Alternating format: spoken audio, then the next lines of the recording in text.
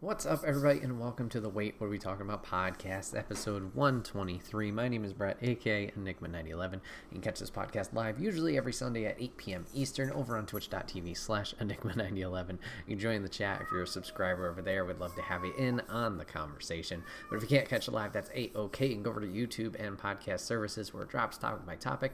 Is put as one big video in MP3 for your amusement on the following Friday. So, one more thing. Merch store. How'd I forget that? Hashtag ad. Merch store. You got all your swag over there. T-shirts, cups, backpacks, and more. Rep the brand and we will love you for it. So now we're hopping into the episode. Moose is crazy as all hell. Woo! There he goes. But we're here with another episode. We're flying solo this week.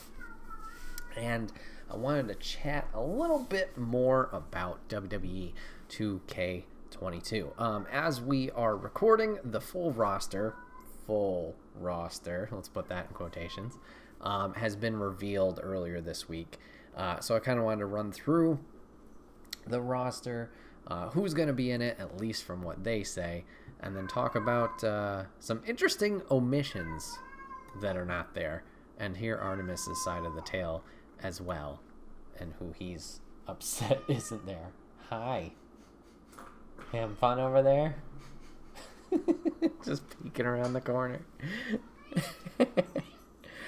So anyways, full roster is out, and I'll read through everybody, so buckle up.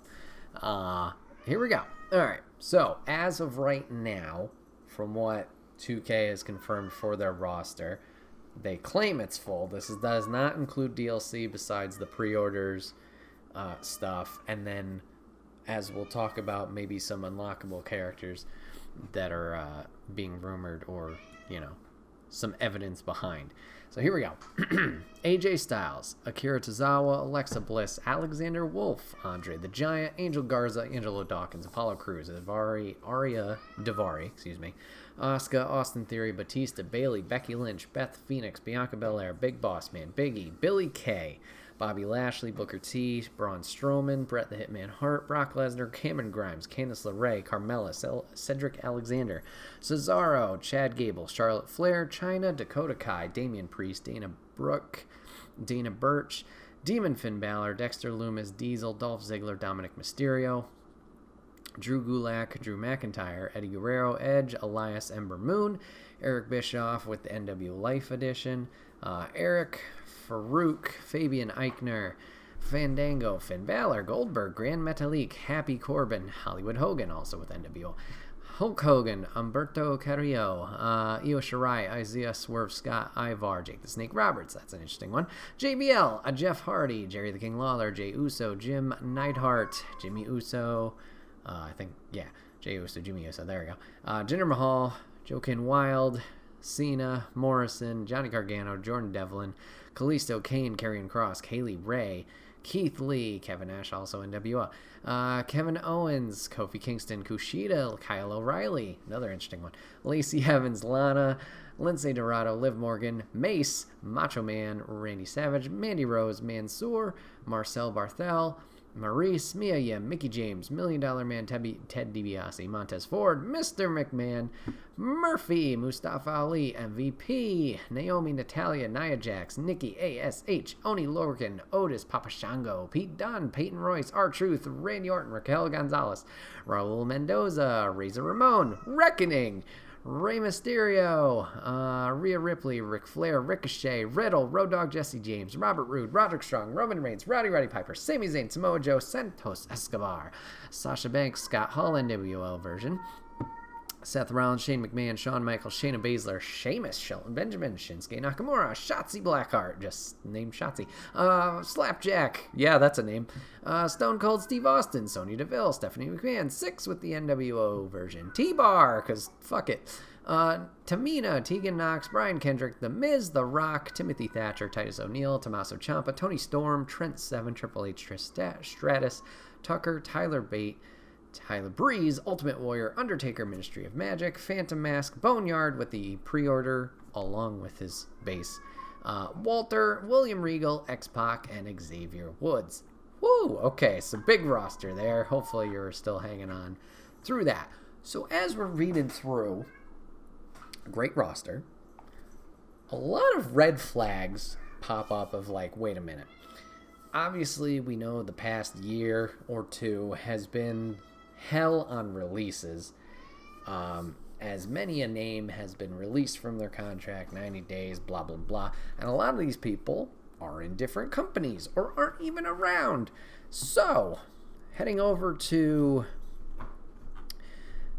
the helpful guys over at the SmackDown Hotel, I'm curious as to how many are not even on the roster anymore. I don't think they list that specifically, unfortunately. But there's a lot of names on here. Okay, so let's kind of go through me, and then we'll reference SmackDown Hotel. And who's not even in this company anymore that's in this game? Now, granted, obviously, we didn't have a 2K21, so this is a 2-year development. I don't know how deals work with video games, but anyways. All right, Alexander Wolf is one up there. Daivari is up there. Billy Kay over in Impact now. Braun Strowman's not there. He's in the EC3 thing, the Control Your Narrative brand. Cesaro literally just left, so, I mean, okay, that one's a little bit more reasonable because that's hot off the presses there. I don't think Danny Burch is there anymore, so that's 6. Ember Moon is no longer there. Fandango's no longer there. Grand Metalik is no longer there. Swerve's no longer there, so we're up to double digits. Jeff's no longer there. Oh boy, Morrison, Gargano, Kalisto, Karrion Kross, Keith Lee, yikes. Kyle O'Reilly, Lindsay Dorado, Mia Yim, Mickey James, another Impact player, Murphy,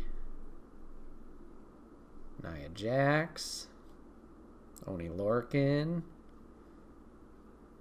Peyton Royce. I'm not going to count Reckoning because that's technically Mia Yim as well. That's another just weird. We have her normal, and then we have her as her Retribution wrestler, but whatever. I know, it's weird. Road Dogg. Yeah, I won't count that one. Technically, yes, but Samoa Joe. Do Shane McMahon? No, I won't count that one either.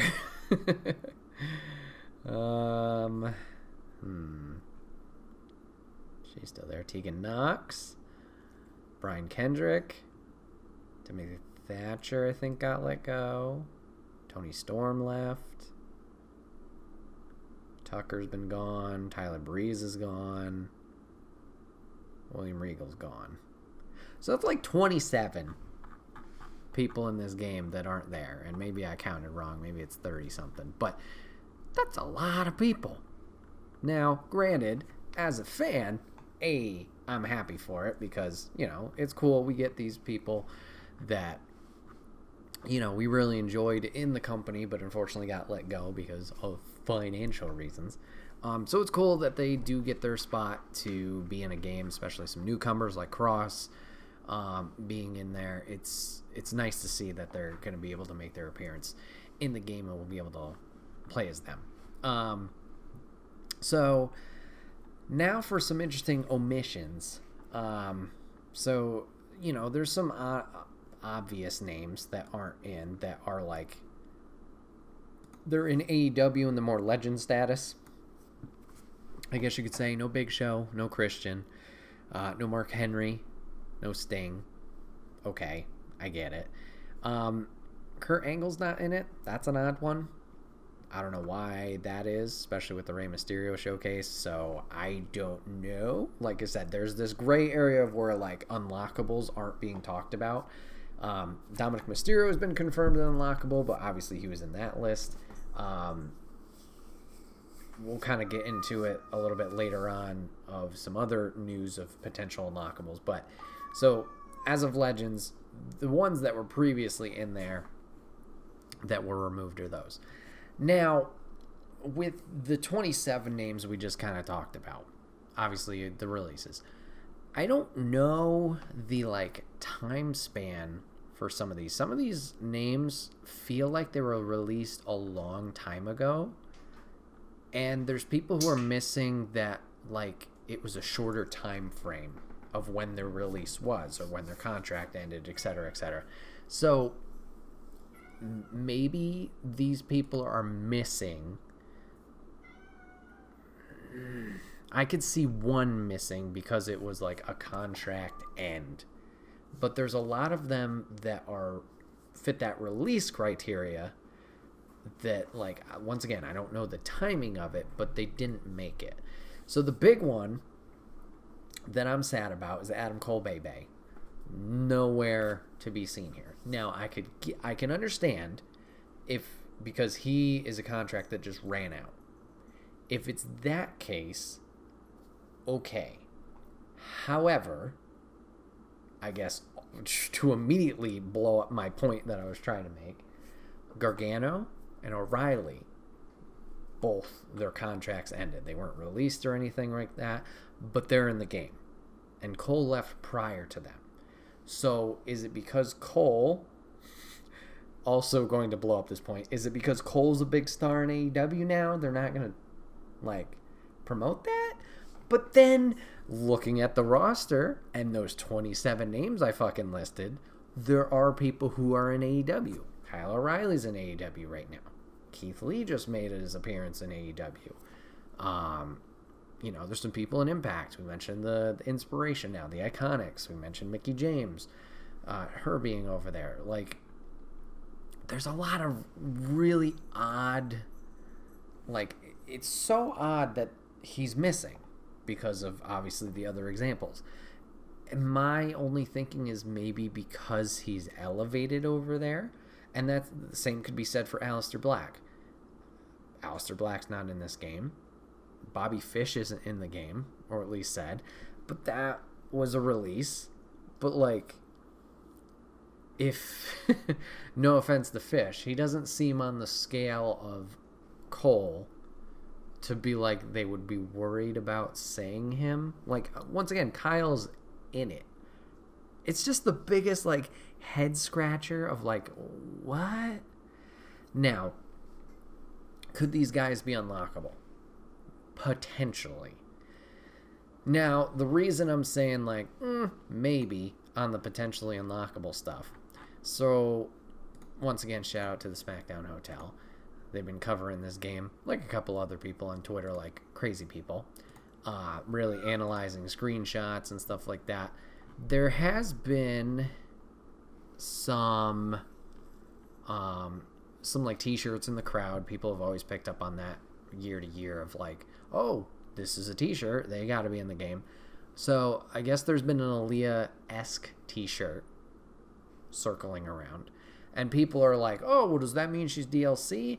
And to me, logically, no, because why have the shirt now if she's going to be planned later? Like, that seems like that would go at the same time just because of any hiccups or anything. DLC gets canceled. I don't know. That seems like more of a problem. Like, why would you include it now, kind of thing? And another screenshot coming from them is it's like the create a character thing, and you get to choose your background, what kind of style of character you are. And they're showing Shayna Baszler in the MMA background. And there's other or superstars that kind of have this style. Shayna's one, Sonya Deville's listed, and then Zaya Lee is listed. Zaya Lee's not in the confirmed superstars. So why would you have her in the create a character, at least like by name, if she's not there? Is it just like a fan service type thing? Like, oh, this is another person in the WWE system that has it. And to me, I don't think they would do that. That just seems like a really odd choice to like, oh, here's this person who does it, but they're not in the game. I don't know. It's kind of like pointing out your own flaws. Like, oh, here's a hole. of content that's not there or whatever. Usually they don't reference anyone who's not on the roster or things like that, unless it's like old entrances they have the animations for, and they like do the generic close enough title to it kind of thing. So that just seems odd, that like, why is that included if she's not included? So there's potential that maybe Zaya is an unlockable, similar to Aaliyah with the t-shirt situation. So maybe, just maybe, now there's, you know, little to no evidence of Cole being in it, but that could lean towards it, because once again, he was in the company in the past year, and he left prior to some people who are obviously in the game now. So, question mark there. And there's a lot of other names, like I mentioned, Aleister Black, Bobby Fish, Bray Wyatt, and The Fiend, nowhere to be seen. I think he was another one that just terminated normally, or maybe he just kind of camped at home. I don't remember his exact situation. But yeah, it's just a weird thing to think about, of like, why did this person make it but this other person did not? And then you have people who are still active, or at least signed to the roster too, that didn't make it. And I get it, not everybody makes it, but like Paige, why did Paige not make it? Like, I know she's not technically active, but like, is it that bad to throw her in as like a legend character, or like, I don't know. And then you get some more current people who aren't in it as well. Aaliyah, I've mentioned. Dewdrop's not in it at all. You don't get Madcap Moss, no Omos, no Queen Zelina, Rick Boogs, Ridge Holland, Zaya Lee we mentioned already.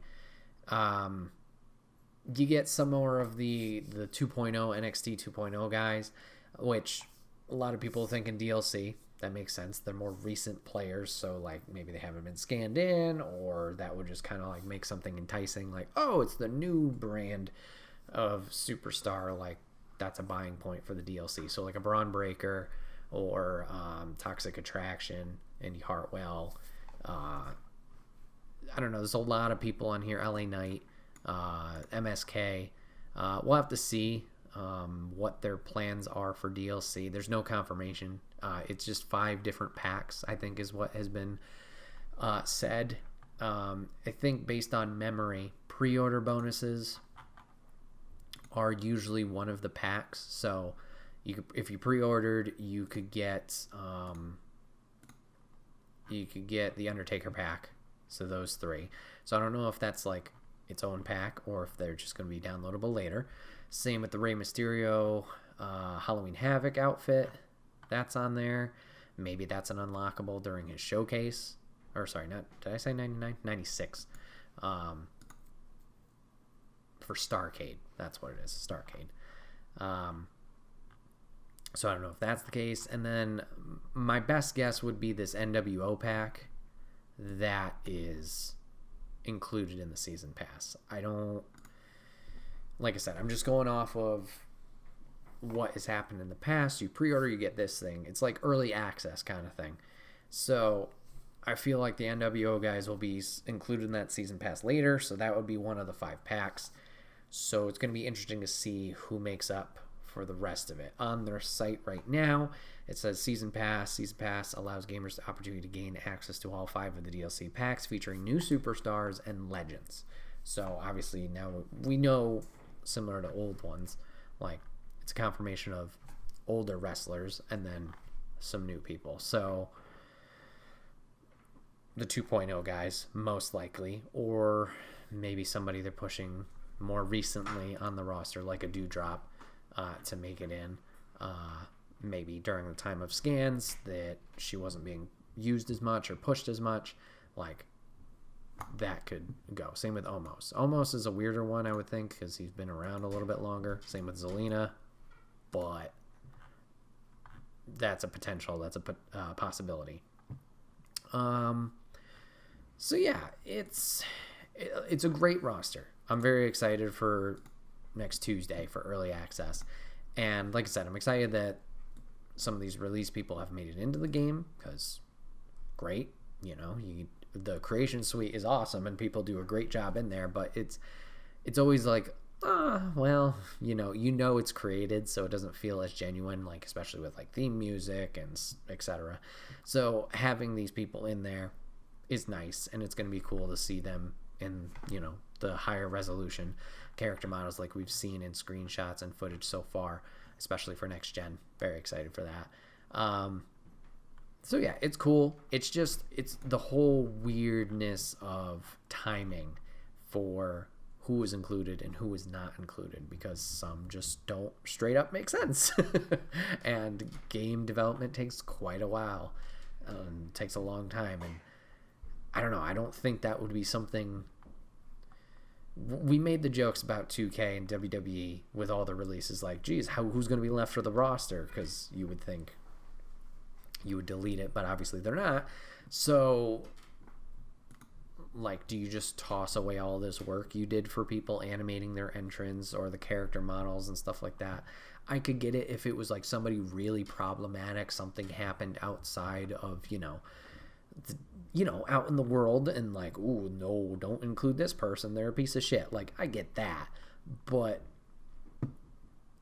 if they're just on another promotion, as long as they've made that deal for royalties and stuff like that, I don't see why they wouldn't be included. And obviously, as we can see, there are people who are included that are part of AEW or Impact or just some other promotion or independent entirely. Like, doesn't make sense.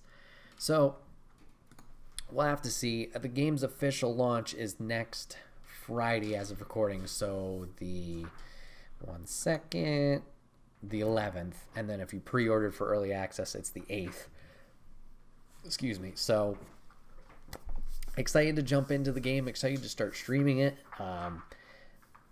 The entrances or the clips that I have seen more and more as we get closer to the release makes me more excited. I know that first initial launch trailer was kind of like, I'm excited, but I'm hesitant, and I'm not sure if it was like the mixture of potentially last gen and next gen graphics. Some stuff looked really, really good. Some stuff was like, yee, that doesn't look great.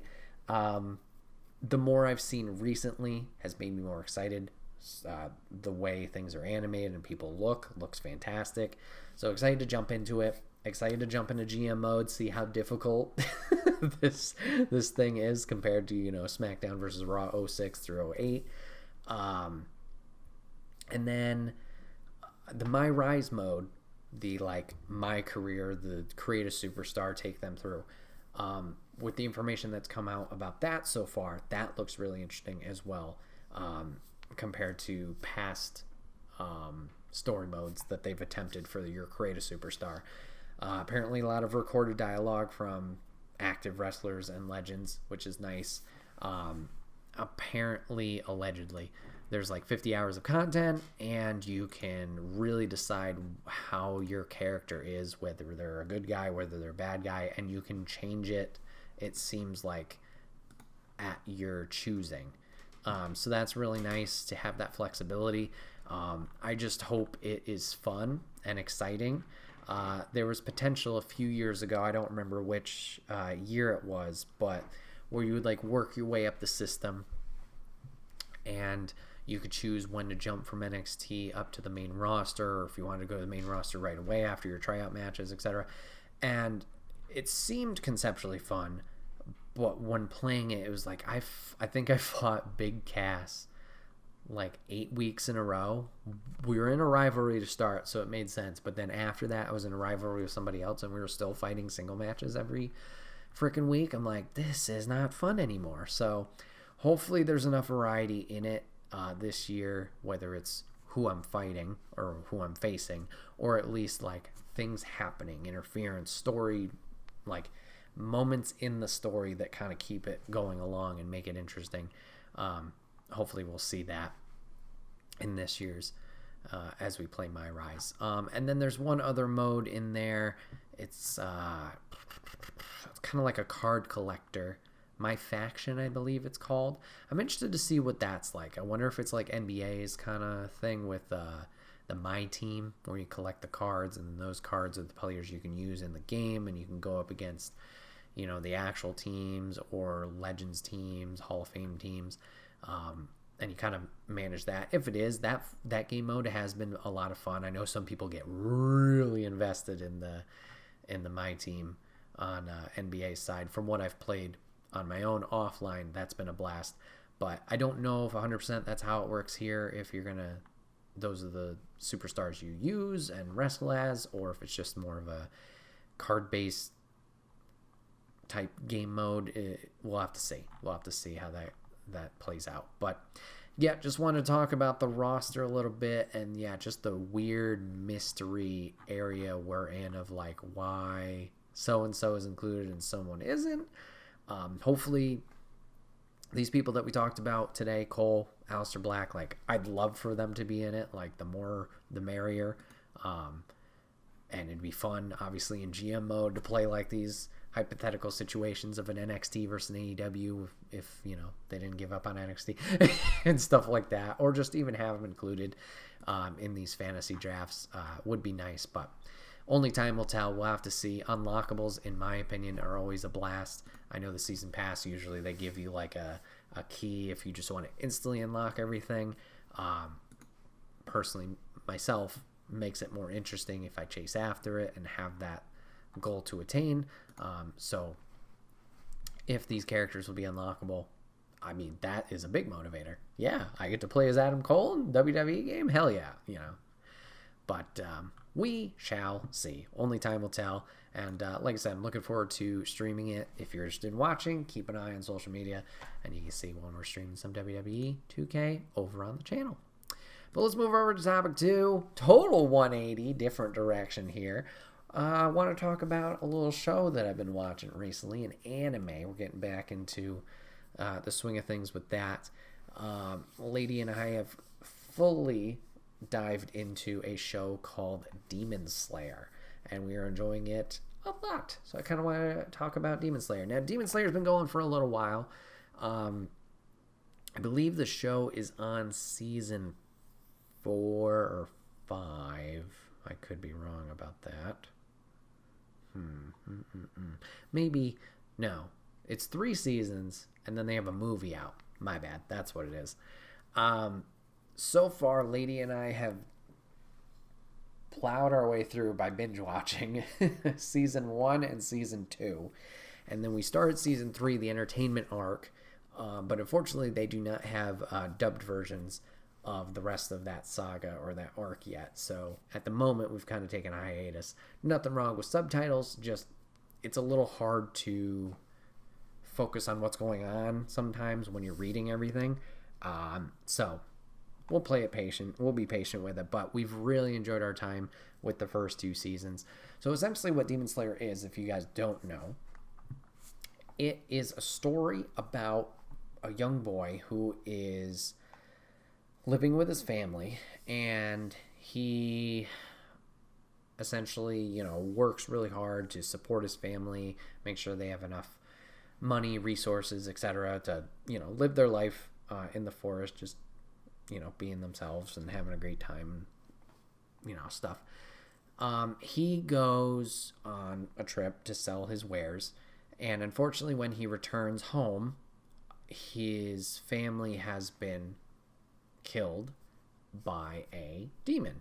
Whoa, you're kidding me. Demon Slayer, there's demons in this show. So he is dealing with the loss of his family. However, in the attack, his younger sister, the eldest of his siblings, she has been turned into a demon herself. And it's the story about his journey to try and restore her back to humanity. She is the demon, has the demon's weaknesses, strengths, etc. But she is different than the other demons. So the demons, they only come out at night. If they go in the sun, they will die. They will burn, die, perish. She's the same. But for some reason, she still has this connection to her brother. Maybe it's a strong familial bond. I don't know. she still has this bond with him to not attack people, essentially.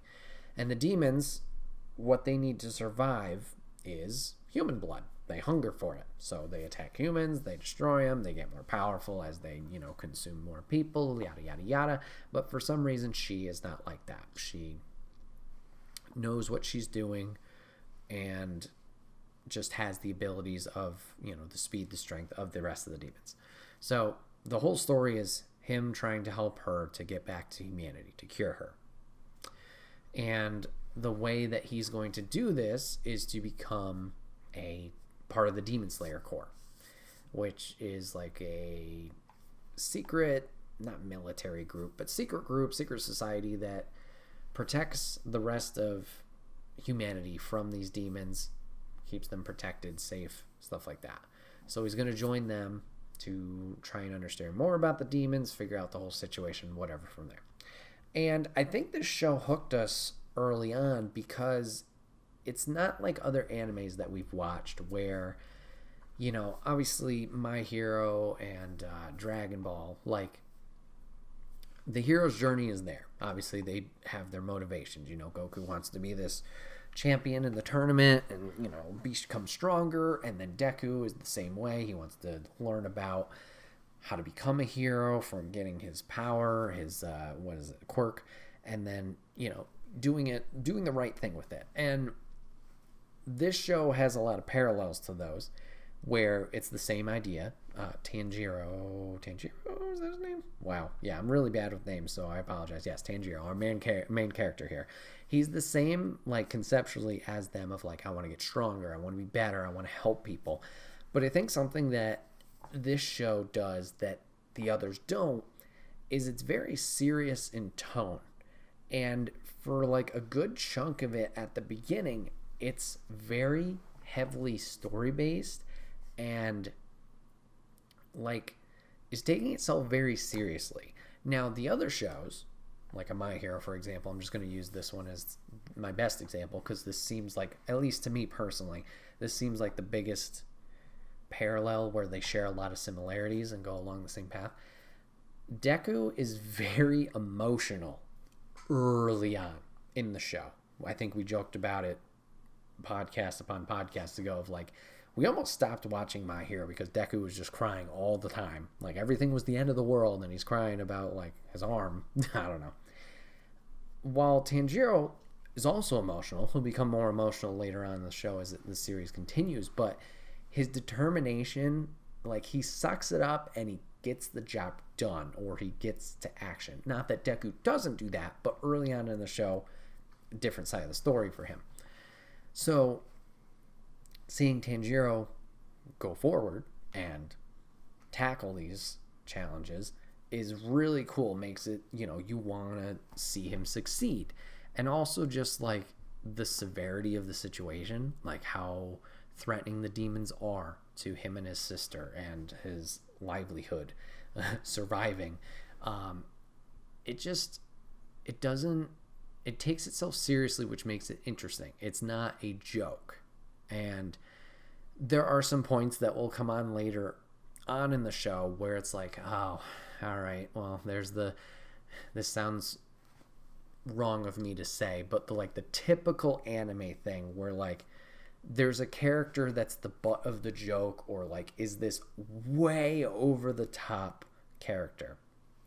And in this show, it's Zenitsu.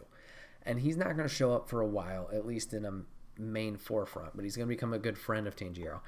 And he can be a great character, and a character you want to root for because he has a lot of weaknesses and downsides, and, like, seeing him overcome that and seeing what he can do and his abilities is like, oh shit, good for you, go. But then there's a lot of time where he's just over the top, whether it's emotions or actions that he's doing. It's like this comedy role, or, like, he's there for the comic relief, and it doesn't fit, or it's just like it takes you out of that story and, like, not enjoying it, because I can see how some people would like this character, and there's times, yeah, I'm laughing at it too, but then there's other times I'm just like, Hey, okay, yep, let's keep going. Just gotta get through him, going through his monologue or, his talk or whatever.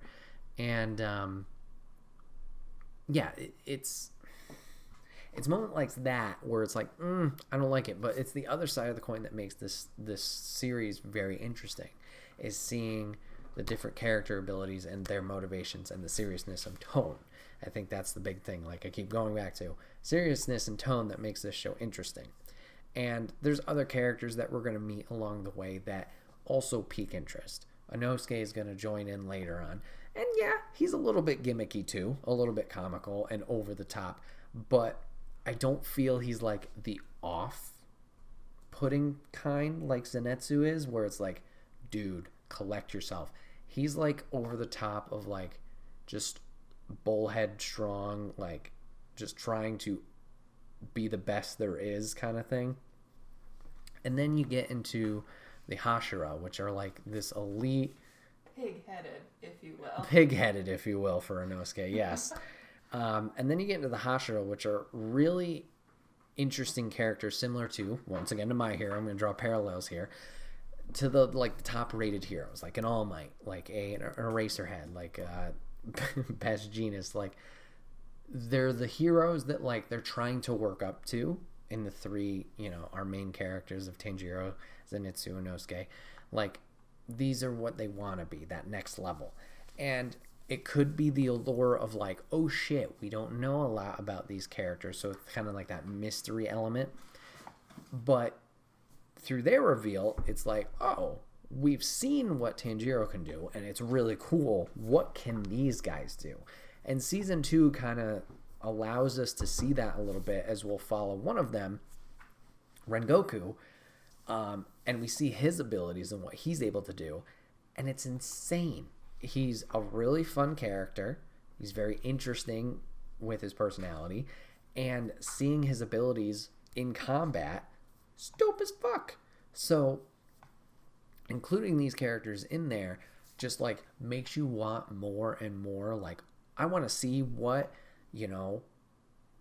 Tomioka can do. We've seen glimpses of him, but what can he really do? And then we get like Shinobu, the insect Hashira. Like she's helped out from time to time. At one point I was like, you're a little sadistic and I don't know how to feel about you. But like seeing her support the main characters and make them better, it's fun. And I'm excited to learn more about the rest of the Hashira and figure that out. Now we get to the bad guys. And along with the serious tone of the show, I think this show does a great job of having bad guys that are like interesting enough and feel threatening enough. Now, granted, some of these guys are like dust in the wind. You see them and then it's like, oh, you're gone. But then there's other guys where we'll get these short arcs or stints of episodes where they're around for a little while and it's kind of like a journey to get through them. And that feels great to see, because it's not just, oh, I'm super powered, I'm going to punch you once and then haha, it's all over. There's the growth there. We see their motivations and we see what they can do to wreck our hero's shit. But then we see obviously the conclusion of it, of like, this was a really big fight. You had to learn something about yourself for this.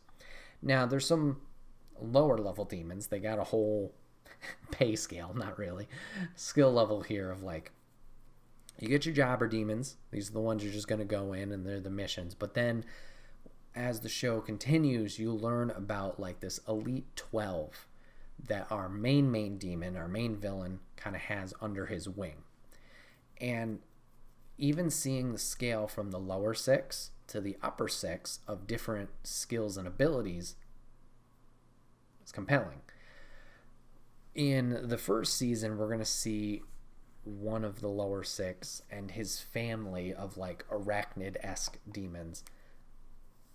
And it's a big threat. Like, how are our heroes going to deal with that? And the show does a great job of like not... I mentioned the arcs for these villains, not like overextending it where it's like this whole season is this one enemy and it's going to take forever for us to make progress. They do a good job of like 4 to 5 episode like clusters, it feels, where a lot will happen in that time period and everything feels very what's the word? Organic, I guess you could say, and earned. It doesn't feel like anything is rushed, and it doesn't feel like anything goes on for too long. There are high points, there are low points, and we see the struggles back and forth between the good side and the bad side. And I think this spider group was definitely a strong point. Towards the end of season 2, we kind of get a tease and a little bit of a glimpse at one of the upper 6 demons in Akaza. And Akaza is an interesting character because we don't know much about him. But seeing the threat level of his power just like kind of gives us a glimpse in the future of like what we are dealing with or what the characters are dealing with down the road and how big of an obstacle this is to overcome, to take down obviously the 12 along with the top man. And it's insane. So excited to see where Akaza and the rest of our demons, when we eventually find out who the fuck they are and see how that takes place. But yeah, overall the show's been a lot of fun. Really enjoying it. Excited to jump back into season 3 when we have the chance to see it. The movie as well, I'm excited to see where that fits in the timeline. I think I need to do a little bit more research, see if that comes after Entertainment Arc, or maybe if we skipped ahead and that's something prior. But yeah, the show has done a great job of making me want to dive in more. Also shout out to Momochi Cosplays on Instagram. I've seen these characters for a while through her cosplays. She's a big Akaza fan, a Inosuke fan, and I've seen these characters. I'm like, okay, I don't know what the fuck this show is, but okay, it must be something good. And I'm really glad that Lady and I have finally given it a chance and decided to sit down and watch it. And it just makes me want to absorb more, learn more about obviously the characters that we know through the main story, but also like learn more about these characters we don't know. I think they got a video game out, and I'm like, oh, maybe I should check the game out and dive into that, similar to a My Hero thing where I was like, yep, let's go. So yeah, I'm excited to see where this show goes from here. I would definitely recommend people give it a try. I think season 1 is on Netflix, and all of it is on Funimation/Crunchyroll, depending on their deal now. So you give it a try over there. Like I said, it's different from other anime where it has this more serious tone, I feel, at least at the beginning. So I feel it's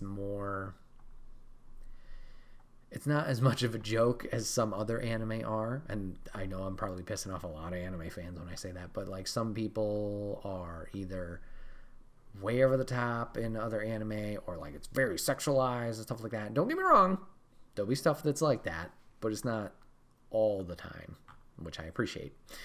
And I think that helps this show. But yeah, I'm just excited to invest more into that world, and I've been enjoying my time, or our time, watching it. So just kind of wanted to gush over it a little bit of Demon Slayer.